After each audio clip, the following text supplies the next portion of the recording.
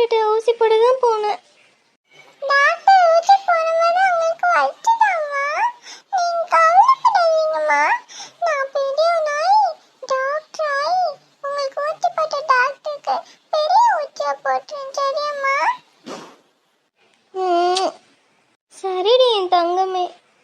அம்மா, இனிமே நீங்க எங்க போனாலும் என்னையும் கூட்டிட்டு போங்க. நீங்க காணோன்னு நான் எவ்வளவு பயந்து போயிட்டேன் தெரியுமாம்மா? சரிடி தங்கம், இனிமே அம்மா எங்கே போனாலும் உன்னை கூட்டிகிட்டு போகிறேன், சரியாம்மா? சரிம்மா. ஏன்டி இப்படி பண்ண? யார்கிட்டையும் சொல்லாம கொள்ளாம ஏன்டி இப்படி பண்ண? ஆண்டி, அவளை எதுவும் கேட்காதீங்க, விடுங்க. யாரும் எதுவும் கேட்க வேண்டாம். என்ன மாப்பிள்ள இப்படி சொல்றீங்க? அவ பண்ணது சாதாரண விஷயமா? யார்கிட்டயும் சொல்லாம கொள்ளாம போயிருக்கா. அதை எப்படி நம்ம சாதாரணமா விட முடியும்? எவ்வளவு பிரச்சனை வேணாலும் இருக்கட்டும், அதுக்காக எப்படியா பண்ணுவாங்க? ப்ளீஸ் அங்கிள், எனக்காக அவகிட்ட யாரும் எதுவும் கேட்க வேண்டாம். நிவ்யா இனிமே கொஞ்சம் நிம்மதியா இருக்கும், அதனால தான் அப்படி சொன்னேன். டேய் என்னாச்சுடா? ஏன் இப்படி பேசிட்டு இருக்க?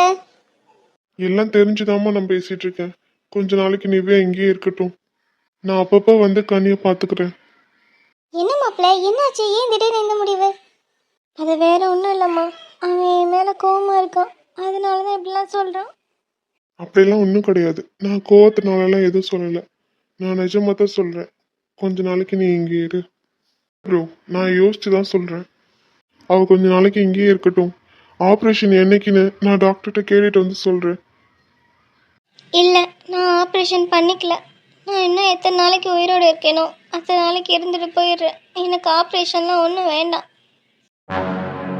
என்னம்மா இப்படிலாம் பேசிட்டு இருக்க? ஆப்ரேஷன் பண்ணிக்கிட்டா உன் உடம்புக்கு சரியாயிருமா? உனக்கு எந்த பிரச்சனையும் வராது. உங்களால் அதை உறுதியாக சொல்ல முடியுமாம்மா? ஆப்ரேஷன் பண்ணதுக்கு அப்புறம் எனக்கு எந்த பிரச்சனையும் வராதுன்னு உங்களால் உறுதியாக சொல்ல முடியுமா? கண்டிப்பாக எல்லாம் சரியாயிரும் ஆண்டி. அவகிட்ட எடுத்து சொல்லுங்க. அவளை ஆப்ரேஷன் பண்ணிக்க ஒத்துக்க சொல்லுங்க. இல்லைம்மா, நான் ஆப்ரேஷன் பண்ணிக்க போகிறது இல்லை. இல்லைம்மா, எனக்கு ஆப்ரேஷன் பண்ணிக்க விருப்பம் இல்லை. இன்னும் நான் எத்தனை நாளைக்கு இருக்க போகிறேனோ இருந்துட்டு போயிடுறேன். யாரும் என்னை கட்டாயப்படுத்த வேண்டாம். நான் இந்த உலகத்தை விட்டு போகும்போது என் புருஷனை கடங்காரனாக்க விரும்பலை. இதுக்காக தான் நான் வீட்டை விட்டு போனேன். எல்லாரும் என்னை மன்னிச்சிடுங்க. ஆப்ரேஷன் பண்ணிக்க எனக்கு விருப்பம் இல்லை. என்னை இப்படியே விட்டுருங்க. யாரும் என்னை கட்டாயப்படுத்தாதீங்க. பரவாயில்ல, அவனுக்கு நான் அங்கே வர விருப்பம் இல்லை. நான் இங்கே இருந்துடுறேன். ஆனால் ஆப்ரேஷன் மட்டும் நான் பண்ணிக்க மாட்டேன்.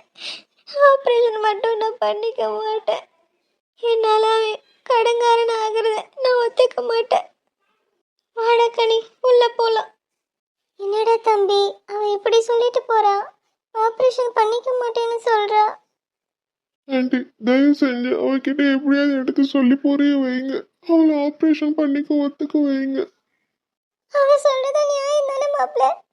ஆப்ரேஷன் பண்ணதுக்கு அப்புறம் அவளுக்கு சரியாயிருங்கிறதுல என்ன உறுதி இருக்கு? என்னங்க ஆண்டி, நீங்களும் இப்படியே பேசுறீங்க. அவளுக்கு நீங்க தான் நம்பிக்கை கொடுக்கணும். நீங்களும் இப்படி பேசுனீங்கன்னா அவன் எப்படி நம்பிக்கையா இருப்பா? நீ கண்ணா, நீ கவலைப்படாத. உன் முயற்சியில கண்டிப்பா நம்ம நிவ்யா நம்மளுக்கு கிடைச்சிருவா. உன் நம்பிக்கையே அவளை காப்பாத்திடும். ப்ரோ, நீங்களாவது எடுத்து சொல்லி புரிய வைங்க ப்ரோ. அவளுக்கு எப்படியாச்சும் அவளை ஆப்ரேஷன் பண்ணிக்க ஒத்துக்க வைங்க ப்ரோ. சரிடா, நான் சொல்லி பார்க்குறேன். அதே மாதிரி ஆப்ரேஷனுக்கு ஆகிற செலவுக்கான காசை நானும் உனக்கு ஷேர் பண்ணுறேன், சரியா? நீ மாட்டேன்னு சொல்லக்கூடாது. சரிங்க ப்ரோ. இப்போ காசு பிரச்சனை இல்லை ப்ரோ. எப்படியாச்சும் எங்கள் வீடை விற்று நான் காசை புரட்டிடுவேன் ப்ரோ. என்னது, வீடை விற்க போறியா? ஆமாம் ப்ரோ. அப்பா அம்மா கிட்ட நான் கேட்டுட்டேன், சரின்னு சொல்லிட்டாங்க. என்ன மாப்பிள்ள திடீர்னு இப்படி சொல்றீங்க? ஆமாங்க அங்கிள், நான் நிறைய இடத்துல காசு கேட்டிருக்கேன். அது பத்தாதுன்னு இப்போ வீடை விற்க போகிறேன். இப்போ அதெல்லாம் பிரச்சனை இல்லை அங்கிள். நிவ்யா எப்படியாச்சும் ஆப்ரேஷனுக்கு ஒத்துக்கணும். இந்த விஷயம் எதுவும் அவளுக்கு தெரியக்கூடாது. தெரிஞ்சா கண்டிப்பாக ஆப்ரேஷனுக்கு ஒத்துக்க மாட்டான். அதனால ஆப்ரேஷனுக்கான செலவு கம்மியாக தான் நம்ம சொல்லணும். சரிடா, நான் எப்படியாச்சும் வெளியில் ட்ரை பண்ணி பார்க்குறேன். அதனால நீ வீடெல்லாம் விற்க வேண்டாம், சரியா? வீடு தானே ப்ரோ. ஃப்யூச்சரில் என் பொண்டாட்டிக்கு நான் பெரிய வீடாக கட்டி கொடுப்பேன். அதுக்கு என் பொண்டாட்டி என் கூட இருக்கணும்ல ப்ரோ. ப்ளீஸ் ப்ரோ, என்னை சமாதானப்படுத்துறதை விட்டுட்டு அவளை ஒத்துக்க வைங்க. காசை நான் எப்படியும் புரட்டிடுவேன். ப்ளீஸ் ப்ரோ, அவளை சம்மதிக்க வைங்க. எல்லாரும் சேர்ந்து அவளை சம்மதிக்க வைங்க. நான் வரேன். ஆப்ரேஷன் என்னைக்குன்னு டாக்டர்கிட்ட பேசணும். சரி மாப்பிள்ள. என்னங்க ஆண்டி, நீங்களாவது எடுத்து சொல்லலாம்ல. இப்போ எதுக்கு வீடை விற்கணும்? நான் வெளியில எப்படியாச்சும் ஏற்பாடு பண்றேன். அவசரப்பட்டு வீடெல்லாம் விற்க வேணாம் ஆண்டி. பரவாயில்ல மனோ, எல்லாம் என் மருமகளுக்காக தானே. அதான் என் மையன் சொல்லிட்டான்ல, ஃப்யூச்சரில் நான் பெரிய வீடு கட்டி தருவேன்னு. அப்புறம் என்ன, எனக்கு என் மருமக உயிரோட இருந்தால் போதும். அவளுக்கு பண்ணுற இந்த ஆப்ரேஷன் மூலியமா அவளுக்கு உடம்பு சரியானா போதும். வேற ஒன்றும் எங்களுக்கு தேவையில்லை. அப்பா, இதை நம்ம அப்படியே விட்டுறக்கூடாதுப்பா. அவன் வீடை விற்கிறதுக்கு முன்னாடி எப்படியாச்சும் அவனுக்கு காசு புரட்டி நம்ம உதவி பண்ணிடணும்ப்பா. நெவ்யா நம்ம வீட்டு பொண்ணுப்பா. அவளுக்காக அவங்களே எவ்வளோ செய்யும் போது நம்ம நிறைய செய்யணும்ப்பா. அவன் வீடை விற்கிறதுக்கு முன்னாடி எப்படியாச்சும் அவனுக்கு காசு புரட்டி கொடுத்துடணும். சரி வா மனோ, நம்மளுக்கு தெரிஞ்சவங்க கிட்ட கேட்டு பார்ப்போம். என் மகளுக்கு எப்படியாவது ஆப்ரேஷன் பண்ணி அவளை குணமாக்கிடணும். அவள் புருஷனோடையும் குழந்தையோடையும் சந்தோஷமா இருக்கணும். ஆமாப்பா, வாங்க போவோம். பெரியம்மா, இந்த பிரச்சனை எப்பதான் பெரியம்மா போகும்? கவலைப்படாதடா, எல்லாம் சரியாயிடும். வா, திவ்யாக்கா போய் சமாதானப்படுத்துவோம். ஆமாங்க அக்கா, அவளை தான் முதல்ல சமாதானப்படுத்தி ஆப்ரேஷனுக்கு ஒத்துக்க வைக்கணும். வாங்க போவோம். மச்சான், டாக்டர்கிட்ட பேசுனியா? டாக்டர் என்ன சொல்றாங்க? எனக்கு ஆப்ரேஷன் சொல்றாங்க. இப்போதான் மச்சான் பேசினேன். அடுத்த வாரம் ஆப்ரேஷன் வச்சுக்கலாம்னு சொல்றாங்க மச்சான். சரிடா. இதெல்லாம் சரி, ஆனா நிவ்யா தான் ஆப்ரேஷனுக்கு ஒத்துக்க மாட்டேங்கிறா. மச்சான், நாங்க யாரு சொன்னாலும் அவ கேட்க மாட்டோம். நீ தான் அவளுக்கு எடுத்து சொல்லி புரிய வைக்கணும். அதே மாதிரி ஆப்ரேஷனுக்கு தேவையான காசு நாங்களும் புரட்டுறோம்டா. வேணான்னு மட்டும் சொல்லாத மச்சான். நீ தனியா ஒத்தால எப்படி அவ்வளோ காசையும் புரட்டுவ? அதெல்லாம் ஒன்றும் பிரச்சனை இல்லை மச்சான், நான் பார்த்துக்கிறேன். நீ எங்களை ஃப்ரெண்ட்ஸா நினைச்சா சரின்னு சொல்லு. அது இல்லடா, உங்களுக்கு எதுக்கு தேவையில்லாத சிரமம்னு நினைச்சேன். எங்களுக்கு என்னடா சிரமம்? இதே மாதிரி எங்களுக்கு ஒரு பிரச்சனை வந்தா நீ ஹெல்ப் பண்ண மாட்டியா மச்சான்? சொல்லு. கண்டிப்பா பண்ணுவேன். அப்போ நாங்க இந்த மாதிரி அந்த டைம்ல சொன்னா நீ என்ன சொல்லுவ? சரி மச்சான், உங்க இஷ்டம். ஆனா ரொம்ப கஷ்டப்படாதீங்க. உங்களால முடிஞ்சது எனக்கு ஹெல்ப் பண்ணுங்க போதும். சரிடா. என்னங்க ப்ரோ, நிவ்யா ஆப்ரேஷன் பண்ணிக்க ஒத்துக்கிட்டாளா? இல்லடா, நான் பண்ணிக்க மாட்டேன்னு தான் சொல்றா. என்ன ப்ரோ இப்படி சொல்றீங்க? ஆப்ரேஷன் அடுத்த வாரம் ப்ரோ. அடுத்த வாரமா? காசை புரட்டிட்டியாடா? அதான் நான் சொன்னேன்ல. இப்போ அது பிரச்சனை இல்லை, இப்போ அவளை ஒத்துக்க வைக்கணும் ப்ரோ. அதெல்லாம் நம்ம அப்புறமா அவளை ஒத்துக்க வைக்கலாம். நீ இப்போதைக்கு வீடெல்லாம் விற்க வேண்டாம். ஏன் ப்ரோ? காசுக்கு என்ன பண்றது அப்புறம்? எனக்கு தெரிஞ்ச இடத்துல கேட்டிருக்கோம். அதே மாதிரி எங்க வயல்ல நாங்கள் விற்க போறோம். அதனால காசு எப்படியும் சேர்ந்துரும். மேற்கொண்டு எப்படியாவது புரட்டிடலாம். அதுக்காக வாழ்ற வீடெல்லாம் விற்க வேணாம் கண்ணா. அதான் நான் பார்த்துக்கிறேன்னு சொன்னேன்ல ப்ரோ. நீ பேசாம இரு, உனக்கு ஒன்றும் தெரியாது. நீ போய் உன் பொண்டாட்டியை சமாதானப்படுத்தி அவளை ஆப்ரேஷன் பண்ணுங்க ஒத்துக்க வை. நீ சொன்னா மட்டும்தான் அவ கேட்பா. சரி ப்ரோ. ஆமா, நானும் காசுக்கு எப்படியாவது ஏற்பாடு பண்றேன் மாமா. ஆமா அண்ணே, நானும் தரேன். சரிங்கப்பா. நம்ம எல்லாரும் சேர்ந்து தான் கண்ணனுக்கு உதவி பண்ணணும். அவன் மட்டும் தனியா எப்படி போராடுவான்? ஆமா மாமா, அதுதான் நானும் சொன்னேன்.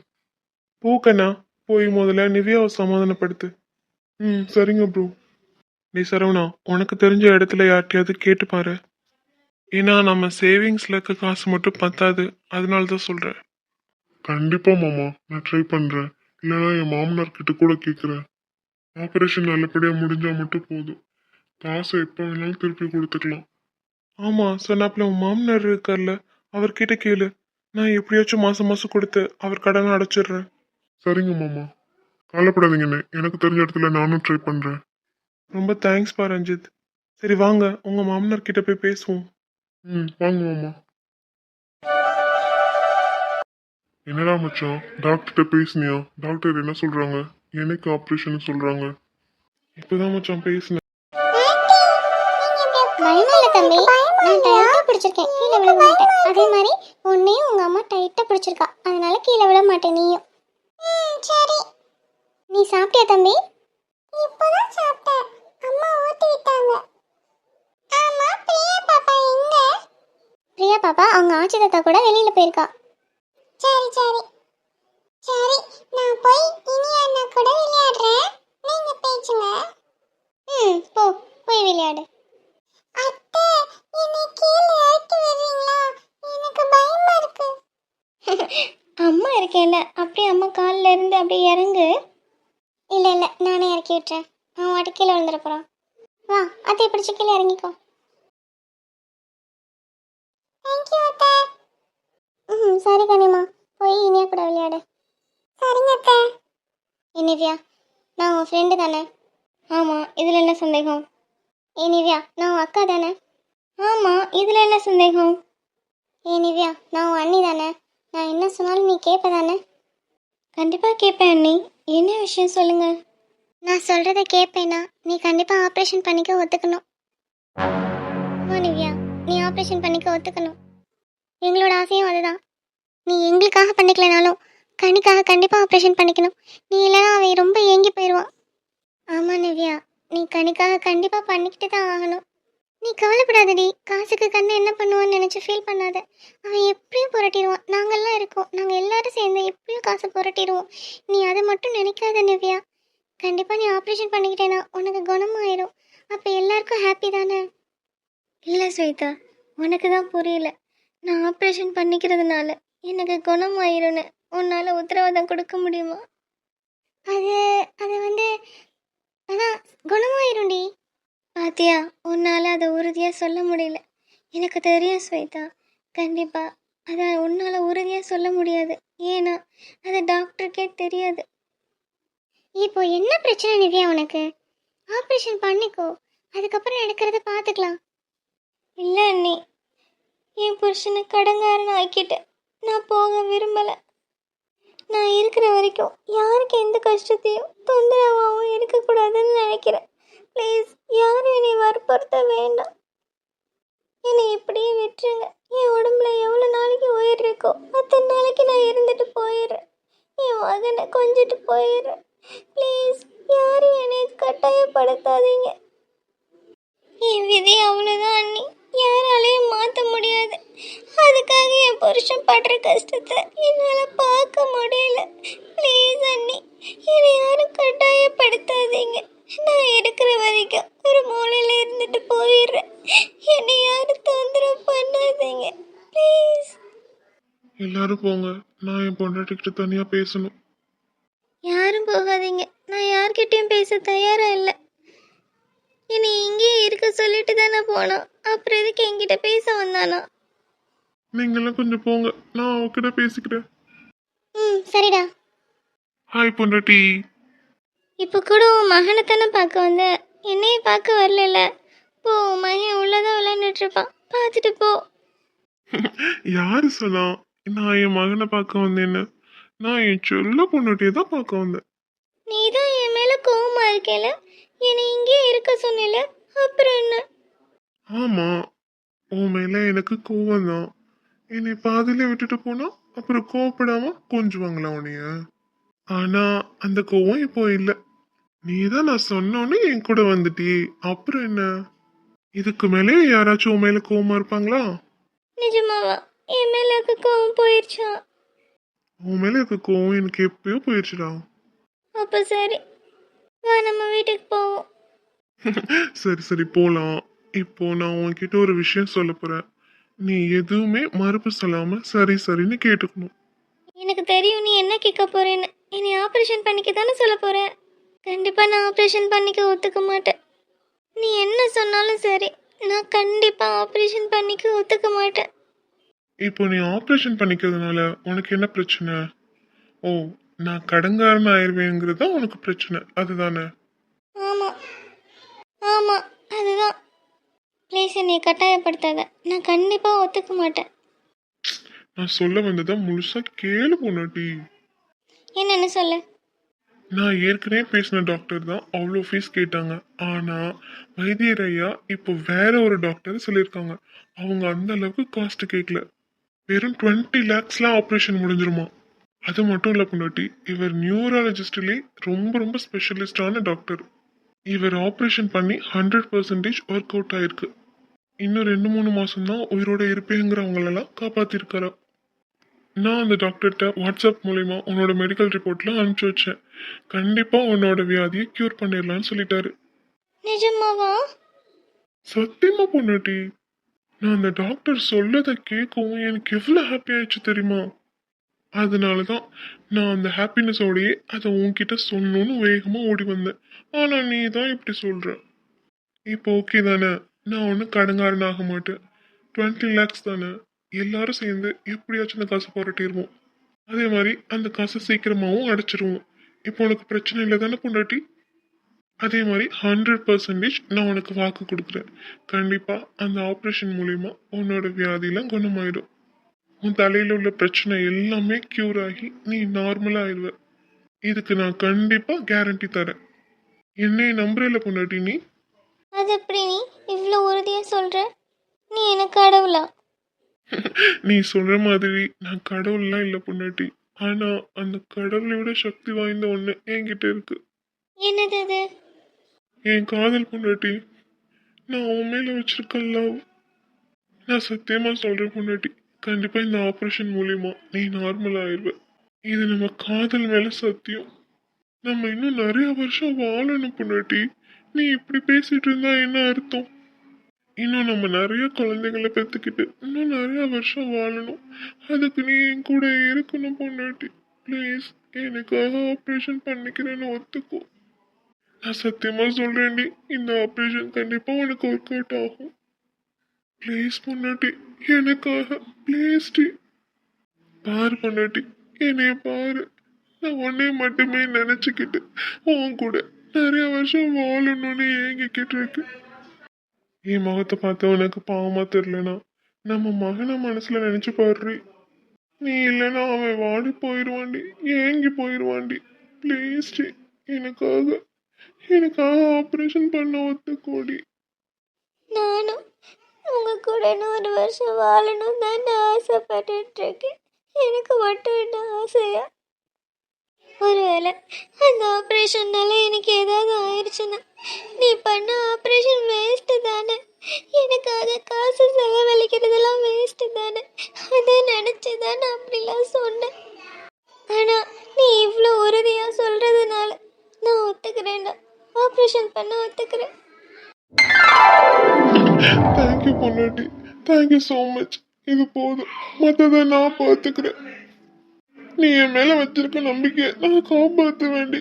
நீ கண்டிப்பா அந்த ஆப்ரேஷன் முடிஞ்சு எங்க கூட நல்லபடியா வாழதான் போற.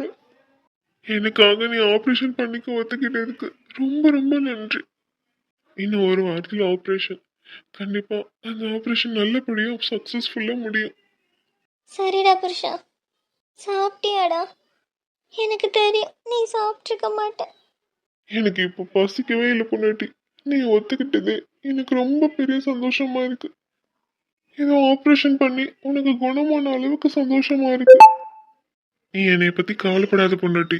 நீ ஆப்ரேஷன் பண்ணிக்கிட்டா மட்டும் போதும். என்ன சரியா? உன்னோட ஆப்ரேஷன் நல்லபடியா முடிஞ்சதுக்கு அப்புறம் நீ எனக்கு ஒரு gift கொடுக்கணும். கிஃப்டா? என்ன கிஃப்ட்டு? அது வேற ஒன்றும் இல்லை, எனக்கு உன்ன மாதிரி அழகான ஒரு பொண்ணு பெற்று கொடுக்கணும். அதுதான். என் உயிருக்கே உத்தரவாதம் இல்லையா? நான் இன்னொரு உயிரை எப்படி பெற்றெடுக்கிறது? அதெல்லாம் உனக்கு சரியாயிரும் பொண்டாட்டி. இப்போ எனக்கு அந்த gift தரவே தர மாட்டியா? தரலன்னு சொன்னா என்ன செய்வியா? சரி விடு. என்னோட ஆசைய நான் இன்னொரு கல்யாணம் பண்ணி நிறைவேற்றிக்கிறேன். எங்க அம்மா கிட்ட சொல்லி ஒரு அழகான பொண்ணா பார்க்க சொல்லணும். என்னது? என்னை கொஞ்சம் திரும்பி பாரு. என்ன? என்னை விட்டுட்டு இன்னொரு கல்யாணம் பண்ணிக்குவியா? அதுவும் அழகான பொண்ணா பார்த்து. ம்? ஆமா, நீதானே இன்னொரு கல்யாணம் பண்ணிக்க சொல்லி எனக்கு லெட்டர்லாம் எழுதியிருந்த. அது ஒரு எமோஷனில் எழுதிட்டேன். அதுக்காக நீ இன்னொரு கல்யாணம் பண்ணிக்குவியா? கொன்றுவேன். பேச்சுக்கே நான் இன்னொரு கல்யாணம் பண்ணிக்கிறேன்னு சொல்றது உன்னால தாங்கிக்க முடியல. இதுல இன்னொரு கல்யாணம் பண்ணிக்கோன்னு சொல்லிட்டு லெட்டர்லாம் எழுதி வச்சுட்டு இந்த அம்மா வாட்டுக்கு வீட்டை விட்டு போயிட்டாங்க. பைத்தியக்காரி. உனக்கு என்ன, நான் இன்னொரு பொண்ணு பெற்று கொடுக்கணும் அவ்வளோதானே? நான் பெற்று கொடுக்குறேன். ஆப்ரேஷன் மட்டும் ஒழுங்கு முடியட்டும், அதுக்கப்புறம் உனக்கு நிறைய பொண்ணு பெற்று கொடுக்குறேன், ஓகேவா? அப்படியா? அதை கொஞ்சம் சிரிச்சுக்கிட்டே சொல்லலாம்ல. ஓகேவா? ஓகே. நீ தங்க பொண்டாட்டி முகத்தை இப்படி பார்க்கும்போது எவ்வளோ ஹாப்பியாக இருக்கு தெரியுமா? நீ எப்போதும் இதே சந்தோஷத்தோட இதே பொன்சுரிப்போட லைஃப் லாங் என் கூட இருக்கணும். அது மட்டும்தான் எனக்கு வேணும். கண்டிப்பா நீ இருக்கும்போது என் முகத்தில் சந்தோஷம் மட்டும்தான் எனக்கு இருக்கும். உம், உம், உம். பாரு, கேட்காமலே கிடைக்குது. அதெல்லாம் அப்படிதான். ஆப்ரேஷன் மட்டும் நல்லபடியாக முடியட்டும், அதுக்கப்புறம் உனக்கு இன்னும் நிறைய தருவேன். ஓ, அப்படிங்களா? ம். என் செல்ல பொண்டாட்டி. சாப்பியா பொண்டாட்டி? இல்லை, இன்னும் சாப்பிடல. கனிக்கு மட்டும்தான் ஊட்டி விட்டேன். நீ எப்படியும் சாப்பிட்ருக்க மாட்டேன்னு எனக்கு தெரியும், அதனால தான் நானும் சாப்பிடல. வா, நம்ம 2 பேரும் சேர்ந்தே சாப்பிடுவோம். சரி வா போவோமா? அப்புறம் ஒரு ரெக்வெஸ்ட். என்னது? இனிமே இந்த மாதிரி டைரிலாம் எழுதி வச்சுட்டு வீட்டை விட்டு போகக்கூடாது. என்னால் தாங்கிக்க முடியாது. சரி, கண்டிப்பாக அந்த மாதிரிலாம் செய்ய மாட்டேன். சாரி. பரவாயில்ல, இந்த ஒரு வாட்டி உன்னை விட்டுட்டேன். அடுத்த வாட்டி இந்த மாதிரிலாம் பண்ணேன்னா கண்டிப்பாக நான் உங்ககிட்ட பேசவே மாட்டேன். அதான் சாரி சொல்லிட்டேன்ல. சரி வா சாப்பிட போகலாம். ம்